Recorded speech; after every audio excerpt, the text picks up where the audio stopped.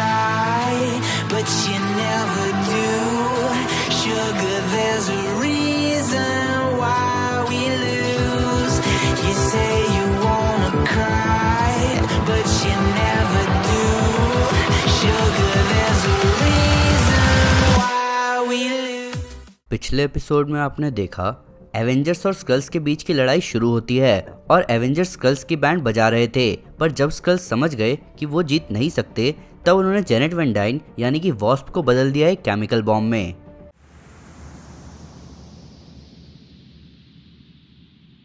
New York की लड़ाई ज़बरदस्त थी। स्क्रल एम्पायर के पास कई ऐसे ट्रिक्स थे, कई ऐसे प्लान्स थे जिनसे वो लड़ाई आधी जीत ही चुके थे, पर जब उनको लगा कि वो नहीं जीत सकते तब उन्होंने जेनेट वैन डाइन को बदल दिया एक बायोलॉजिकल वेपन में, जिसकी वजह से स्क्रल्स और एवेंजर्स सब मारे जा सकते हैं। पर तभी थॉर अपने थंडर को समन करता हुआ वहाँ एक तूफान ले आता है, जिसकी वजह से वास्प से निकल रही सारी एनर्जी थॉर की तरफ आ रही होती है। उसके अलावा बाकी एवेंजर्स भी जेनेट की मदद के लिए आगे बढ़ते हैं, पर वास्प खुद भी वहाँ से दूर होने की कोशिश कर रही होती है। वो मरते मरते भी सबको बचाने के बारे में सोच रही होती है और तब थॉर उस सारी एनर्जी को खींचता हुआ जेनेट से वादा करता है कि वो उसका बदला ज़रूर लेगा। जेनेट बीच सेंट्रल पार्क में मारी जाती है, एक एवेंजर, एक फाउंडिंग मेंबर जो कि अब नहीं रही।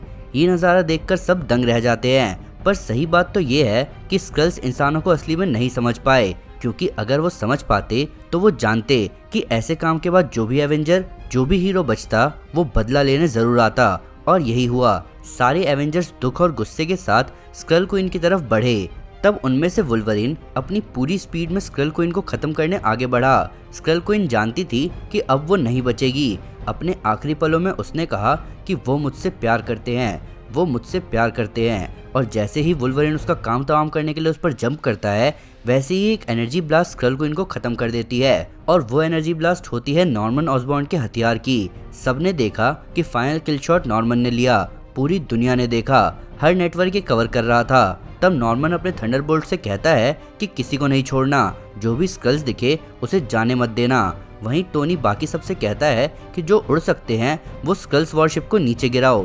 तब कैरल टोनी से पूछती है कि क्या वो ठीक है, जिस पे वो बताता है कि हाँ, मेरा ये आर्मर स्टोरेज यूनिट में पड़ा था, ये अकेला आर्मर है जो कि स्टार्क मेन फ्रेम से नहीं जुड़ा था। तब सारे एवेंजर्स आसमान की तरफ बढ़ते हैं, जिनमें एरीज अकेला ही उस वारशिप को अटलांटिक में फेंक देता है जो कि शहर के ऊपर था। बाकी सुपर हीरोज अर्माडा की तरफ बढ़ते हैं और सारे वारशिप्स को तबाह करना शुरू करते हैं, पर टोनी कहता है कि जितने कम लोग मारे जाए उतना बढ़िया है, क्योंकि हमें कैदी चाहिए। तभी स्टार्क वॉरशिप्स को स्कैन करता हुआ कुछ ऐसी चीज देखता है जिसे देखकर उसको यकीन नहीं होता। टोनी स्टार्क ने स्क्रल टेक को ओवरराइड कर लिया अपने टेक से, और उनमें से एक शिप को लेकर आया सेंट्रल पार्क में, और इस बार जब वो शिप खुली तो सारे सुपर हीरोज तैयार थे उस शिप के लोगों से निपटने के लिए, पर शिप में से निकल कर आए वो एवेंजर्स और शील्ड एजेंट्स जिनकी जगह स्कल्स ने ले रखी थी। तभी स्पाइडर वुमन शिप से निकलकर कैरल को गले लगा लेती है, जहां वो नोटिस करती है कि सब उसको घूर रहे थे। तब स्पाइडर वुमन कैरल से पूछती है कि सब मुझे घूर क्यों रहे हैं, जिस पे कैरल कहती है कि हमें नहीं पता। तभी वहाँ के सारे क्रिमिनल्स जो कि एवेंजर्स की मदद करने आए थे वो वहाँ से चले जाते हैं। टोनी अपने पुराने दोस्त हैंक पिम के पास जाता है और उससे पूछता है कि वो कैसा फील कर रहा है। हैंक बताता है कि उसे ऐसा लग रहा है कि वो 200 साल से सो रहा था। तब हैंक जाता है थॉर के पास और खुशी से बोलता है कि थॉर तुम वापस आ गए, जिस पे थॉर कहता है कि हाँ हमारे पुराने दोस्त। तब हैंक थॉर से पूछता है कि जेनेट कहाँ है, जिस पे सब चुप हो जाते हैं। तभी जेसिका जोन्स किसी को देखती है और बोलती है कि नहीं, वो देखती है टोनी के बटलर जार्विस को शिप से बाहर आते हुए, और तब वो समझ जाती है कि जिस जार्विस को उसने अपने बच्चे का ख्याल रखने को कहा था वो असली में स्क्रल है, और अगले ही पल वो निकल जाती है एवेंजर्स टावर की तरफ। ल्यूक दूर से देखकर जेसिका को आवाज़ लगाता है। तभी जेसिका पहुंचती है एवेंजर्स टावर में, जहां वो देखती है कि उसका बच्चा गायब होता है। तब कैरल ल्यूक को लेके वहां आती है, जो कि जेसिका से पूछता है कि क्या हुआ, जिस पे जेसिका रोते हुए चिल्लाती है कि स्क्रल्स उनका बच्चा ले गए। इन सब के साथ सवाल यहाँ ये भी था कि स्क्रल्स ने इन सारे इंसानों को जिंदा क्यों रखा हुआ था, शायद बाद में सौदा करने के लिए। हालांकि स्क्रल प्रिजनर अथॉरिटी को बताते हैं कि एक सिस्टम में पूरी तरह घुसने के लिए उन्हें ओरिजिनल जेनेटिक मटेरियल को हमेशा जिंदा रखने की जरूरत थी। तभी पुराने हाउलिंग कमांडोज नोटिस करते हैं निक फ्यूरी को और वो उसे आवाज लगाते हैं, पर निक फ्यूरी अपने बाकी कमांडोज के साथ वहां से निकल जाते हैं। वहीं शिप में एक शील्ड एजेंट बॉबी मॉर्स यानी कि मॉकिंग बर्ड से पूछ रही होती है कि यहाँ आखिर हुआ क्या, जिसपे बॉबी बताती है कि मुझे नहीं पता। तब बॉबी के सामने आता है क्लिंट, जो कि उससे पूछता है कि क्या ये तुम ही हो, जिसपे बॉबी कहती है कि ये तुमने अपनी क्या हालत बना रखी है। और तभी क्लिंट बॉबी को किस करता है। वहीं इनविजिबल वुमन सूजन स्टॉर्म भी अपने हस्बैंड रीड रिचर्ड से मिलती है, पर तभी सूजन की नज़र पड़ती है बैक्स्टर बिल्डिंग पर खुले नेगेटिव जोन की तरफ, और तब वो दोनों तुरंत उस तरफ निकलते हैं। तब रीड सूजन को बताता है कि यहाँ पर एक सिक्योर लाइन बैकअप प्रोसीजर है। मैंने पहले से ही ऐसी सिचुएशन के लिए तैयारी कर रखी थी कि अगर ऐसा कुछ होता है तो सब कैसे बच सकते हैं। तब वो दोनों देखते हैं जॉनी और द थिंग को आपस में बहस करते हुए और बच्चों को आपस में खेलते हुए। तब जॉनी रीड को बता रहा होता है स्कल्स के बारे में, जिसपे रीड कहता है कि मुझे सब पता है, फिलहाल जल्दी से घर से बाहर निकलो। और तभी नेगेटिव जोन का ब्रीच बिल्डिंग के ऊपर के हिस्से के साथ गायब हो जाता है, पर देखते ही देखते वो बिल्डिंग वापस बनना शुरू हो जाती है। तब द थिंग कहता है कि हमारा सारा सामान चला गया, जिसपे रीड कहता है कि वो सिर्फ सामान ही था। टोनी थॉर के पास जाके उससे बोलता है कि थॉर अभी बहुत सारा काम बाकी है, अच्छा हुआ तुम वापस आ गए।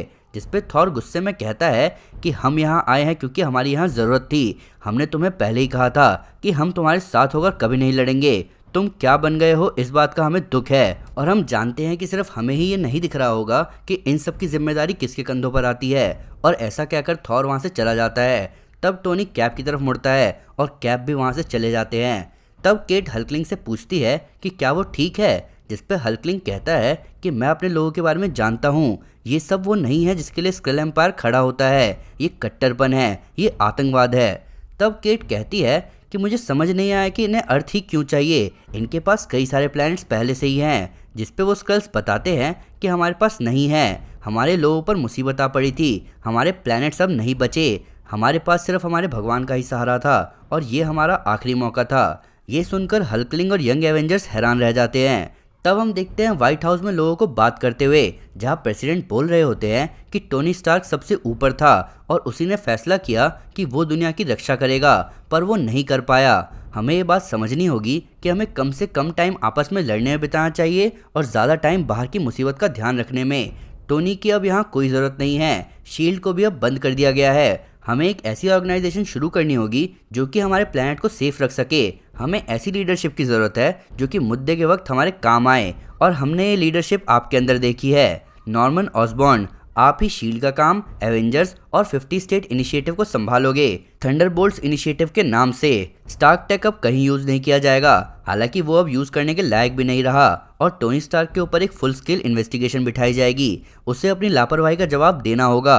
तब हम देखते हैं वापस से ठीक होते न्यूयॉर्क और एवेंजर्स टावर को, जहां एवेंजर्स टावर के अंदर नॉर्मन ऑसबॉर्न खिड़की से बाहर देख रहा होता है। तभी ऑसबॉर्न अपनी घड़ी चेक करता है और बढ़ता है एलिवेटर की तरफ। एलिवेटर से वो पहुंचता है बेसमेंट की तरफ, जहां हम देखते हैं नेमर, एमा फ्रॉस्ट, डॉक्टर डूम, फीमेल लोकी और द हुड को। तब नॉर्मन कहता है कि मुझसे यहाँ मिलने के लिए थैंक्स, अब एक नया दिन है तो ध्यान से सुनो कि अब हमें क्या करना है। I don't know what you want. Let's have a bit of fun till I downfall. My love, if you feel like I do right now, don't say you're on the run to the other side. My love.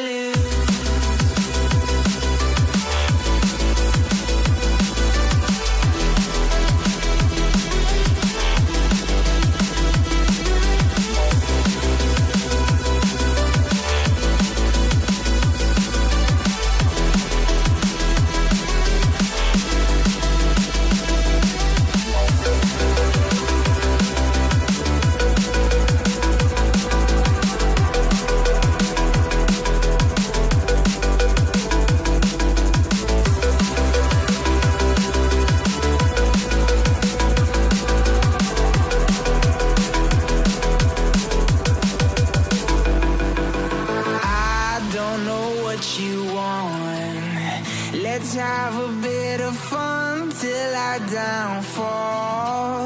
My love, if you feel like I do right now, don't say you're on the run to the other side.